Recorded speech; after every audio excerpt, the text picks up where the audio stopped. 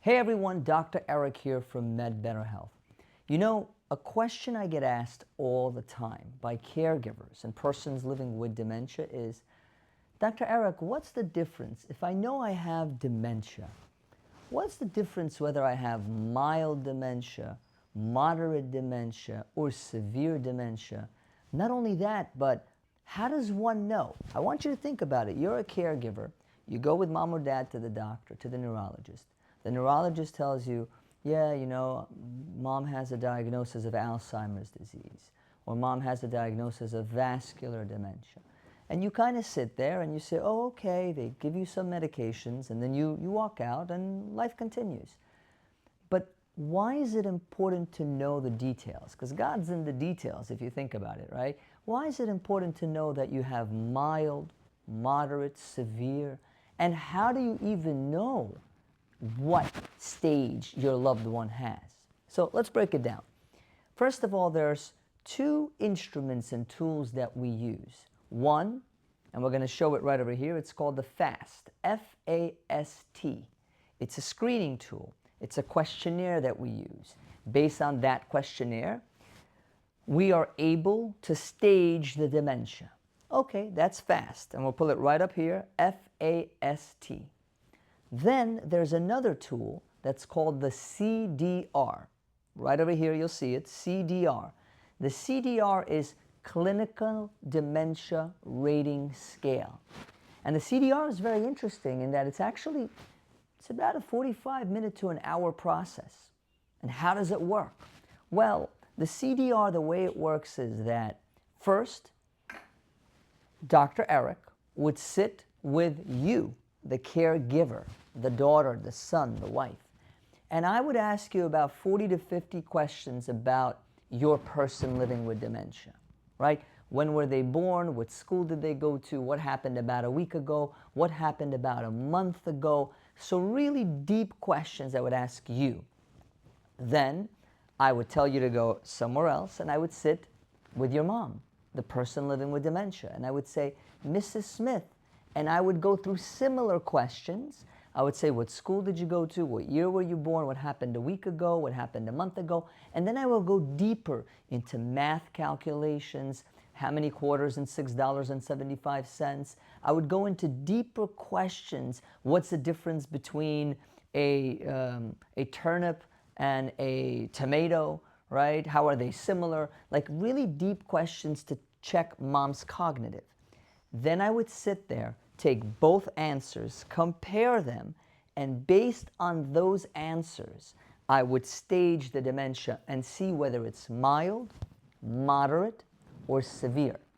All right, so we can show it right here, mild, moderate, or severe.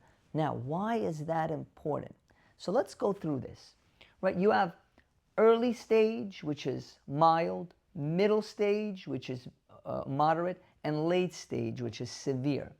And each of them have different actionable items for you, the caregiver.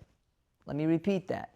Each of them have different actionable items for you, the caregiver. So when you're in the early stage, and we'll talk about it, that's the memory and planning stage. You're still early, so you get to plan. You get to get mom involved in the planning because mom can still cognitively contribute to any future, any solution that's responsible.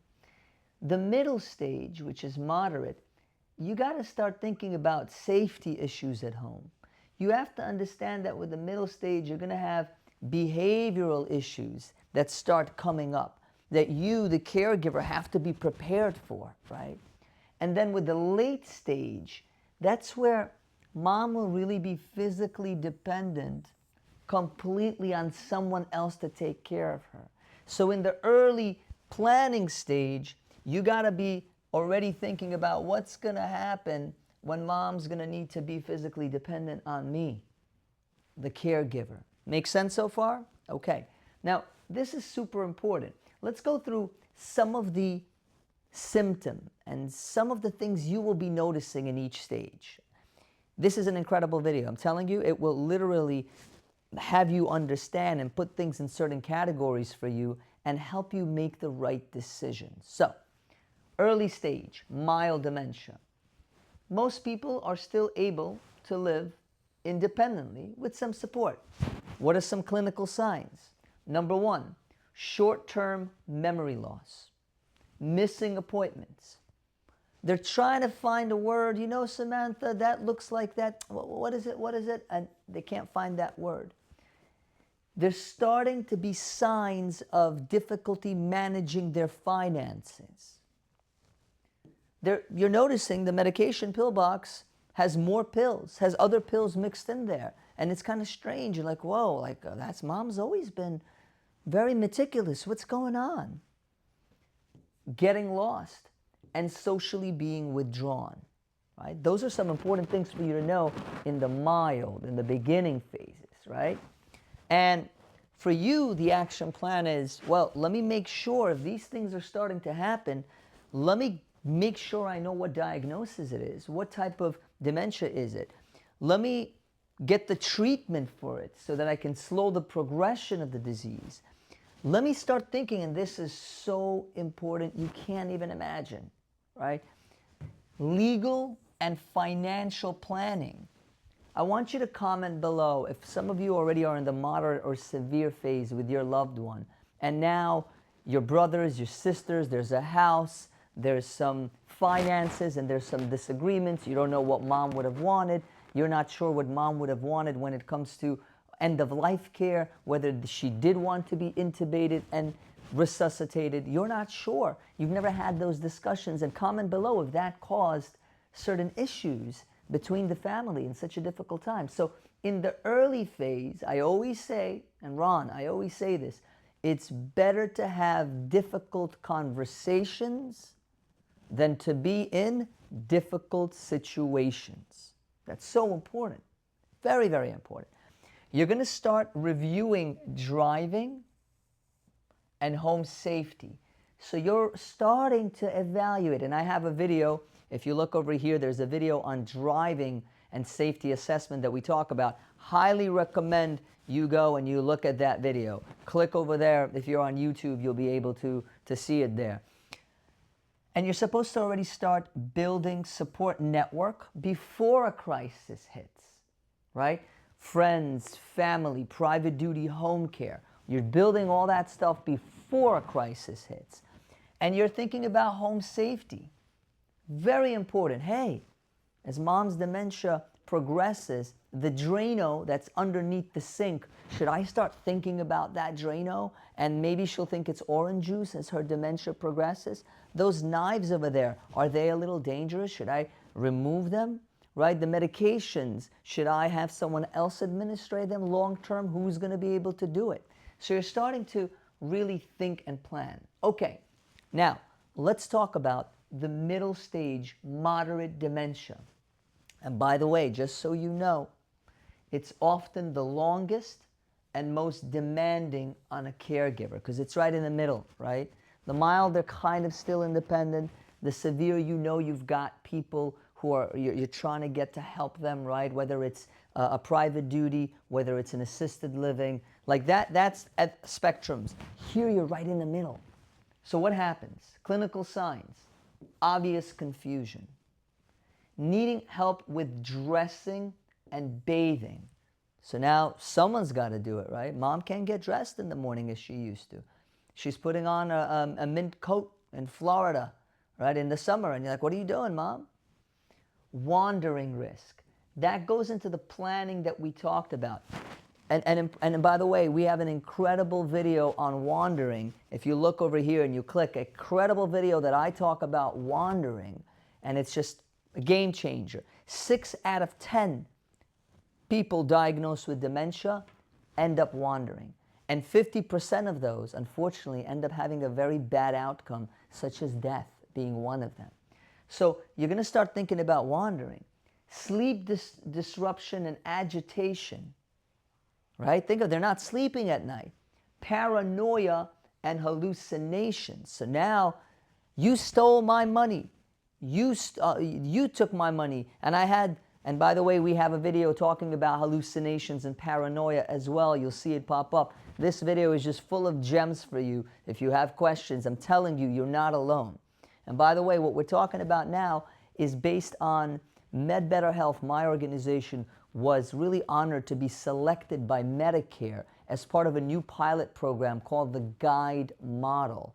And it's an incredible program that helps you, the caregiver, with everything: education, one-on-one coaching and support, as well as actually we pay for someone to be in your home to help take care of your mom or dad while you catch a break, right? So that's an incredible. And if you really want to know more about the program, you can see the website over here, and you could also notice our website in the description and click on it. There's a quick video there that you watch about the program, and then you'll be able to read what it's about and fill out a form. Really incredible. I highly recommend you do that today.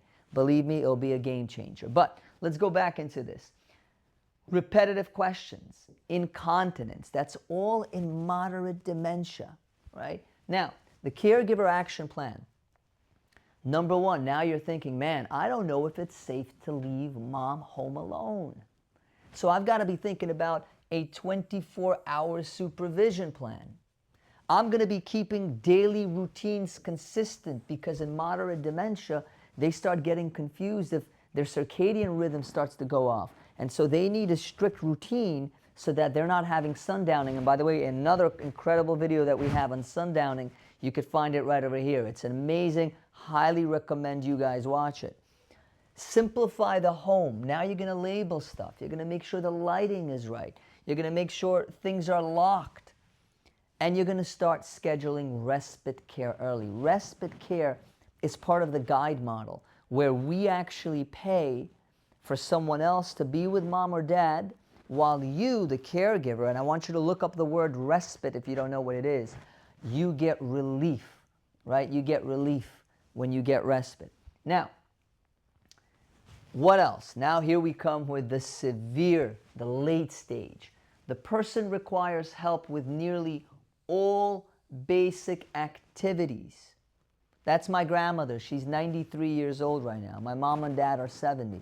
Comment below how many of you are actually yourself 60 plus and taking care of your person who's older.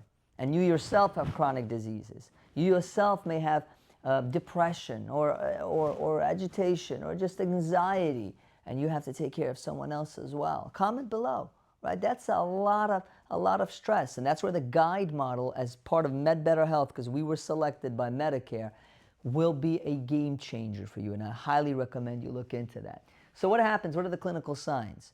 Number one, limited communication, loss of mobility, difficulty swallowing and weight loss, recurrent infections. Now, because they have limited mobility, they're laying more, they have these pressure ulcers called decubitus ulcers, right? So now they're getting these pressure injuries. And you have to be prepared. Okay, let me turn mom. Let me have someone else turn mom every 2 to 3 hours on different positions so she doesn't have this pressure injury. And you have full physical dependence. And you, the caregiver, what are you doing? Action plan. Prioritize comfort. Now, you're not going to think about treatment. You're thinking about more comfort, dignity, skin integrity, and oral care. You're also thinking about, hey, if I'm feeding my mom and all of a sudden she's coughing every time I'm giving her some food, maybe she's doing something called aspiration, where the food goes, instead of going into the esophagus, it goes into the trachea and it goes into the lung. So now mom is coughing, and it's not because she just has a cough, it's because the food's actually going into her lung and she's having pneumonia. So you got to be watching for these issues now, right? As dementia progresses. This is by far, I think, one of the most important videos that we've made on dementia that I want you to watch, by far. And then you start talking about, and you really want to do this in the early phase, but if you didn't, you start talking about goals of care and end-of-life care that I talked about, the intubation, the resuscitation, what were mom's wishes. But ideally, you want to talk about it in the mild stage, okay? And then you talk about hospice, and we're going to make a video on hospice as well, which is very important, and it's going to teach you a lot about what is hospice, because there's a lot of taboo and misunderstandings about hospice as well. So, I hope this video was very, very helpful. This is one of the most important videos that you could watch because you could only take action if you know exactly where you are, right? Like if you're driving and you see a traffic light and you see green, you know to go. You see yellow, you know to slow down, right? And you see red, you know to stop. There's certain stages of the traffic light that allow you to actually know what to do. Same thing with dementia. Each dementia stage has specific actionable items for you. So if you found this video helpful, I want you to do a couple of things. Number one, I want you to like the video because liking the video allows the algorithm to let other people know about this incredible content and you'll be helping other people. I want you to subscribe. Subscribe so that others could also, again, it's all about the algorithm, so we really want you guys to spread the good word. Share the video. Comment below. We answer your questions. We answer your requests. So I'd like you to comment below as well. And if you're a caregiver and you're like, man, I wish someone could actually teach me this kind of stuff. Where was Dr. Eric and his team all my life? Very, very simple. Again, I want you to look over here. There's an incredible website. I want you to go to that website. Or you can look at the website in the description as well and click on it and go to that website, right? In that website, you're going to see a video, 5-minute video, which will tell you about MedBetterHealth's Guide Model Program. It's a Medicare program. You'll look at it, you'll say, wow, I could get all this help. I could call 24/7 and get assistance if I need to. If 10 o'clock at night, my mom's not doing well, and I want to figure out why she's seeing a ghost, let me get some help. You can call our organization, our hotline, and speak to a real representative and get help.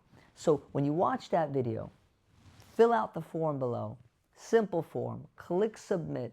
Someone from our team will call you back and get you started. I hope this was helpful, and I'll see you on the next video.